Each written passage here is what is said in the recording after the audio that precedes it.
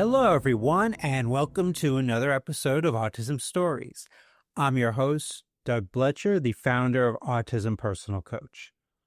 Autistic people are the true experts of the autistic experience, and Autism Stories is where we interview autistic people to learn from their diverse stories, experiences, and get their insights. If you would like to be notified about each week's episode of Autism Stories, we suggest you subscribe on your favorite podcast listening platform. On today's episode, David Rivera joins us to discuss his journey of self and community advocacy. We hope you enjoy today's conversation. David, thanks so much for joining me here on Autism Stories. Likewise, thank you for inviting me. My pleasure. And I'd love to kind of start our conversation by learning, where does your story in the autistic community begin? So it actually began pretty early in my life. I was diagnosed around 4 or 5. I didn't speak until I was 6. Originally, I thought I didn't speak until I was 5, but where I really started actually communicating words, so not just sounds, was actually 6. But I didn't become self-aware that I was autistic until around 4th grade. The reason I'd become self-aware was because around that time, I think I finally began to notice that I was put in a very different classroom than others. I was actually put in a special education classroom. So I noticed that a lot of my peers were quite different from the general education peers. And I did ask my mom, Mom, why am I different? Why am I different? What is autism? Because that is something that I would notice, hear my mom talk about over the phone with friends and family. And that's what she told me, that the reason I was in special ed was because I learned differently. Now, even though I was self-aware, I didn't quite understand really the implications of having autism, what that meant for me and what that meant for how the world perceives me. And it wasn't until I entered middle school that I really got to understand what that meant. In middle school, I noticed that, I was treated quite differently. I was quite timid in middle school, and that meant that I think a lot of the school administrators that I had to deal with at the time, school district administrators, thought that because I was timid, I would not be able to say something like, I thought the school services that were being provided to me weren't being very fruitful, even though they were promising that they would be helpful. That was very frustrating. But yeah, it was been special ed from kindergarten to 6th grade, then general ed from 7th and 8th grade. But now, where I really got interested in advocacy, not just merely being self-aware that I was autistic, but in advocacy for autistic people, was in 8th grade. So for context, before there was this big meeting held between my mom, an advocate, and some others from the school district, there was litigation that had been ongoing with the school district. The reason that litigation had been going on was because the school district had promised us that their interventions or help would be fruitful. It turned out not to be that way, that I was actually regressing in 8th grade. It was revealed that I had a reading and writing level of a 2nd grader, which so very clearly their services and programs were not helping. And they weren't helping, even though they weren't helping, but my mother had actually tried to advocate for me for different alternative services that were considered more friendly towards autistic individuals, and they didn't budge. And now years had passed by, and I think we were now seeing the consequences of not budging. So when it was time for me to attend an IEP meeting and I was told to speak what I wanted to speak, I said I didn't believe that they were helping me, that it was fruitless, that I have been set very significantly behind. I was failing all my classes. I was not really, now it didn't seem likely that I would be going to college.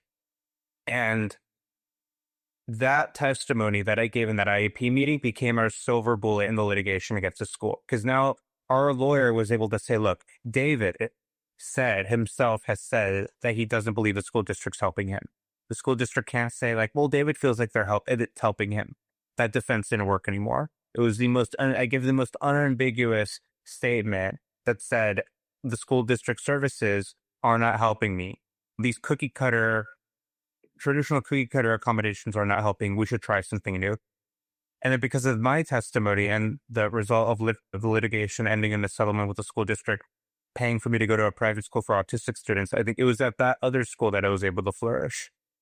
And now I'm an undergraduate at UC Berkeley. I think that's really an important story that you just shared, because I've come across, whether it's autistic people themselves or their parents, that don't even realize that the student can be in those IEP meetings. Hmm. They're very daunting.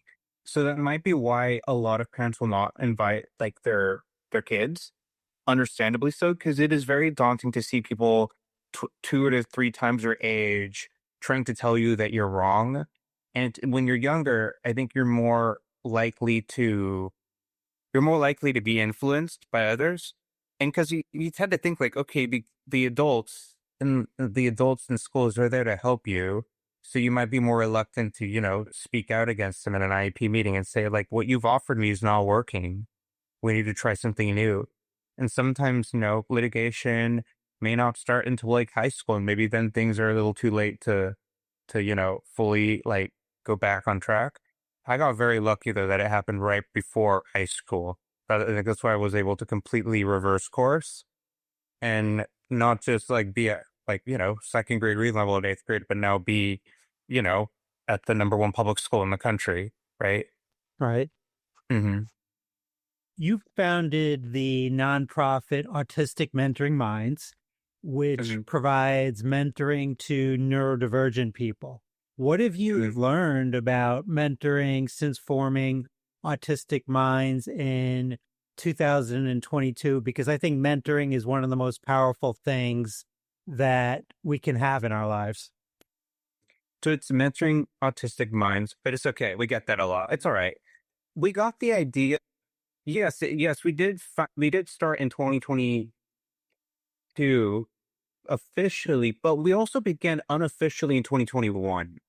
In 2021, what happened was there were still lockdowns happening, and I wanted to go speak to other autistic individuals. I wanted to go congregate with them. And a big problem was, we couldn't socialize. There wasn't a lot of like autism related nonprofits that were doing stuff to socialize. So, what we decided to do with the help of the other board members that I got to meet, like through interviews, is that we decided, let's create our own nonprofit that'll provide a platform for people to do this.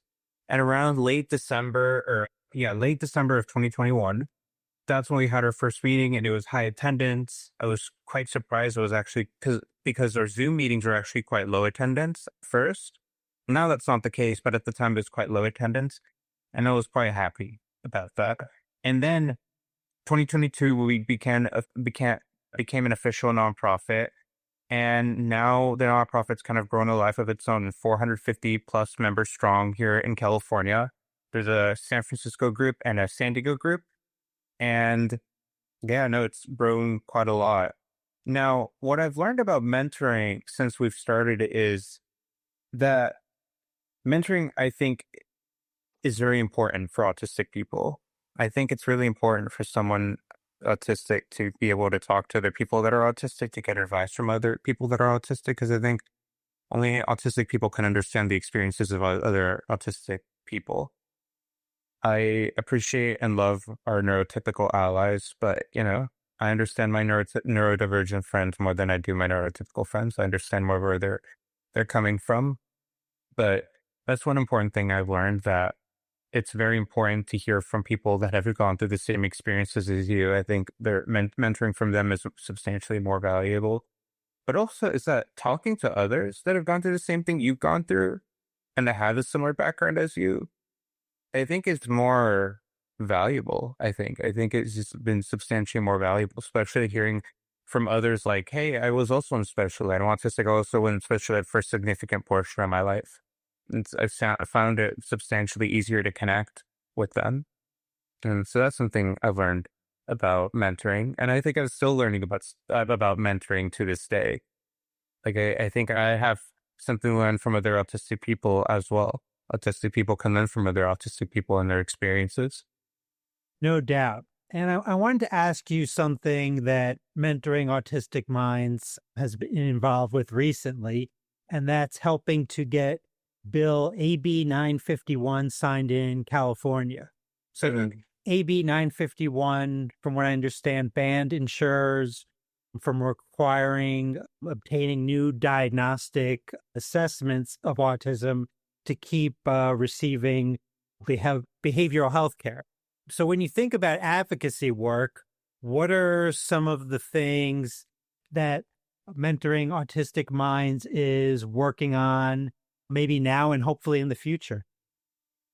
Yeah, no, there's plenty we're going to work on. And I think if we're going to stay at the local level for the time being, one thing we want to do is we want to expand not just awareness, but also access to self determination programs here in California up first, but then eventually to other states. So here in California, we have a very popular program called the Self Determination Program. Basically, how it works is this is a very simplified version because there's a lot of background. But let's say you're receiving $40,000 from the state in disability services, right? And it's being distributed through what's called a regional center, which is a nonprofit that works with the state to distribute services for people with disabilities. Let's say that's how much you're receiving from the regional center through the state. With the self-determination program, you get to decide how that money is distributed under the program service code. So I'm able to use that program to pay for my fencing lessons, to pay for behavioral help, mental health help, for behavior, to pay for LSAT tutoring. I pay for my laptop with this, my headphones. It's been able to provide a lot. It is especially useful for low income. Like I'm low income, family relies on Social Security income. It's tremendous help. It is an extremely valuable program. So what we want to do next is make it so more people know about this program. Try to work up a bill with one of our state representatives to try to see what we could do to increase awareness. Because as of right now, in the entire state, and we do have the official numbers on this that we got from I don't remember quite the department name, but we know that just a little over 5,000 people in the entire state of California are on this program. While there's over, I believe the numbers are like over 1 million people with autism in the state, or something around like that, or with disabilities. But I find that very troubling that such a very valuable program remains so obscure. I think that should change. I think there's a lot of people whose lives would be fundamentally changed and the trajectory of their lives would fundamentally change if they had access to this program. So very, very important that I think we increase access awareness first and then access second, because the program, maybe you think something that deters people is that, yeah, like maybe they don't see it as a valuable program, or they're not that, but that they see it as something too complicated. Now, earlier you were talking about your school experience, and I read that you went from a timid student who attended special education K through sixth grade and failing middle school to a student leaving an impact in your community. What do you think were some of the most important things for you to learn, or maybe even to unlearn, in order to make this transformation? So one thing I had to learn was that advocacy can change the trajectory of one's life. That is a lesson I took away from my experience with litigation against the school district. If that litigation, if my testimony hadn't occurred, I wouldn't probably not be here. Mentoring Autistic Minds, I doubt would have existed. It's a huge thing that I took from the whole experience. Something I'm glad I unlearned from the experience was that I thought that autistic people really are like, I thought that this is a belief I held when I was much younger, but I thought it was hopeless for many of us. I held the belief that, there's never going to be people that listen to people like me. We don't really matter. People take advantage of how timid we can sometimes be. And basically what would happen is my concerns that I had with the school district just be hand waved. It's so fascinating to hear you say that, because you matter so much, and I think you are helping so many other people. So the fact that there are still many autistic students that probably have those thoughts as a result of probably a lot of misinformation and not being connected to other autistic people, I think is, it's we still have work to be done. There's a lot of work that needs to be done. Yes. So an article I had read or this year from a education outlet called the 74 talked about how the overwhelming majority, 90+% of special education students have not taken AP classes, advanced placement classes, or any college readiness classes in a high school. And I find that extremely, extremely troubling. I think that is something that needs to change. I think we need to like start treating autistic people like they're just as capable as anyone else, for starters. Well, we definitely are. Hmm. Hmm. Now, I believe you're in the process of getting your poli sci degree from Cal Berkeley. And from what I understand, you wish to become a lawyer so you can create a law firm that defends neurodivergent students. So needed. What do you think might be the barriers at this point for neurodivergent students in accessing and getting legal representation? I think a big one is costs. Sometimes it can be kind of pricey. I think there's a lot of parents that are worried that I don't want to go like have a antagonistic relationship with my school district. When it's not like due process is very important. Believing in due process does not mean you have to believe in that the school district's horrible, that you need to have an antagonistic relationship with it. Getting legal representation just means you want due process to happen. You want everything to happen correctly. So I think one barrier is a lot of parents being fearful of the school district because they have a lot big lawyers that they'll hire. But I think, I think more and more parents are starting to like not be intimidated by school districts as more you see more and more like special education law firms opening across the country. I remember when I was much younger and I got a special education attorney. There was only like a few special education attorneys here in San Diego, which is where I'm from, and now it's blown up a lot, which I'm really happy to see. And so now I think supply is starting to match demand.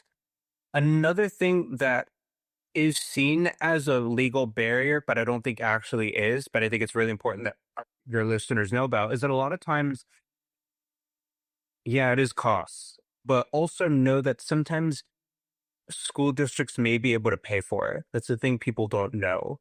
So I don't know the specifics, but I do know if you do talk to your attorney, they do know of ways where you can make the school district pay for the attorney's fees, whatever the result may be. I know that was the case for me where yes, there originally did have to be a payment at the beginning, but eventually the school district would pay for the rest. A third thing that I think is a barrier for neurodivergent students getting legal representation, and I don't think it's talked about as much, is I think language. Language is a big problem. So I'm from San Diego. We're heavily Hispanic county, and there's a lot of parents who are Hispanic who don't speak much English. And because they don't speak a lot of English, but they also want to help their kids out in school, it might be a little harder for them to reach out to a special education attorney. And there might be language barriers that make it so they don't know how to tell the special education attorney what it is exactly they're looking for. That was something that I noticed growing up. Now I'm seeing that less, thankfully. A lot of these special education law firms that are opening up are all around San Diego and even here in the Bay Area where I'm currently at. A lot of them are bilingual. A lot of them have Spanish speaking attorneys or people that translate. So that's really great. I think I'm glad that that needs being met up, but yeah, that is still a barrier. I think that needs to work on language. Now, one of the things I wish I did a much better job as a college student was getting involved in some of the cool clubs on campus. So thinking about that, you're in the fencing club at Cal Berkeley. I've never tried fencing, but it does seem like a fun sport. So in what ways has fencing and the fencing club kind of been beneficial in your life? It's a fun activity. I like it. It's like I think probably There might be some that disagree with it, but I don't think it's as competitive as other sports. I think at my age range, because I think when you're a college student, you're doing fencing, you're not really competing for scholarships. You're not competing for, there's not, the only thing you're really competing for is like more tournaments and maybe trophies. That's it. You're not trying to do it for your resume or college applications. Like that's over. So I do like the fact that it's like relatively less competitive than those sports, but I also do like that it requires at least my discipline of fencing. So I do foil requires a lot of thinking. It's not just whoever hits the other opponent first. You're doing a lot of thinking. It's about blocking your opponent. If you block them, you get priority in stabbing your opponent and getting a point. That's all very fun to me. I've always really enjoyed that. The fencing club, what I really like about it is how social it is. People are very friendly with each other there. It is a very welcoming club. Even if you don't feel like you're doing very good at first, just like no one's looking down upon you for like not doing poorly like your first year. Like we all started there.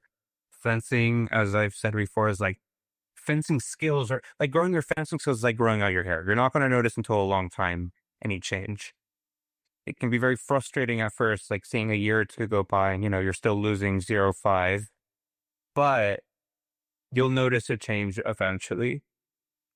It's not just Berkeley, it's the Cal fencing that club that I've enjoyed. There's also another group here for autistic students called Spectrum Connect. And it's a club that is run by someone from the Disability Services Program. And what the program does is basically provides a platform for autistic students at our school to be able to socialize and go do fun stuff together. And I really like the club. It is very welcoming. It's small, which I like. It also has a lot of resources for a club. I actually really do like that because it's a club that, unlike other clubs, that is supported by the school itself. Like it's on the school website. So it's not independently run. Like it's not exactly student run either. It is run by a staff member. So run very differently. And I do like that club a lot. I do like both those clubs a lot. And lastly, David, how can our listeners learn about you and mentoring autistic minds beyond this interview? I don't think I'm a very interesting person. I think our members are more interesting than me. But if you do want to know more about me, I think you can listen to this podcast. I think you already know the gist of my life through listening to this. But also, our nonprofit does have a quite small regional podcast called Spectrum Spotlight, in which we interview researchers and academics and authors and neurodivergent individuals on autism. We've interviewed names like Dr. Barry Prezant, the author of Uniquely Human, and also the podcast host. We've interviewed Dave Finch, the co-host of Barry Prezant's podcast, Dr. Lawrence Fung, who runs the Stanford Neurodiversity Project. So yeah, we've had quite a number of names on there, but in there, like I do occasionally talk about my life, my experiences that I've gone through. I've also occasionally do write for publications, so I have written for like Education Week, The Hill, San Francisco Chronicle, a little bit about my life, but trying to connect that into whatever big topics going on. So if people want to know about me, they can look up my articles that are in. So if you look up David Rivera mentoring autistic minds and then click on news on Google, you'll see some of the stuff about me. But yeah, that's how you can learn about me. Now, it's what you could learn outside of me that I think readers should take out away from this is that the autism advocacy for autistic people can really, really change someone's life, just like it did for me. I think the trajectory for my life was not looking very good prior to us getting an attorney. It was looking quite bad.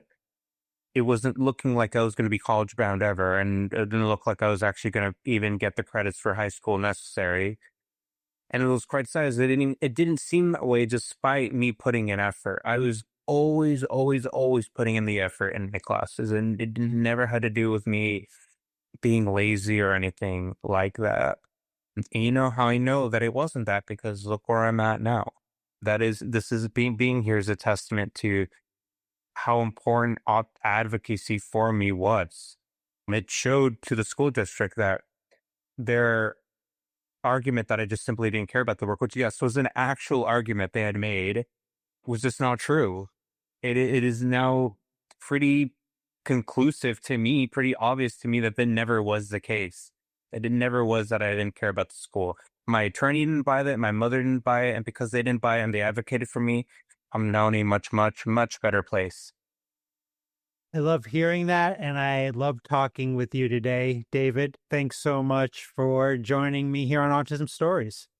All right. Thank you so much. Thanks so much to David for the conversation. To learn more about mentoring autistic minds, check out the link in the podcast description for this episode. We always love hearing from you and would especially love to hear from you relating to this episode regarding how you think schools could create a better experience for their autistic students. Did you know Autism Personal Coach provides neurodiversity affirming support by autistics for autistics? We empower autistic adults and teens to be the best version of their authentic selves through customized life coaching and community groups. We also support parents and partners of autistic people by providing insights and guidance to bridge communication gaps and nurture mutual understanding. So please visit autismpersonalcoach.com to begin your experience of judgment-free coaching rooted in empathy, expertise, and respect for autistic identity. Until next time, I'm Doug Bletcher of Autism Personal Coach. Talk to you then.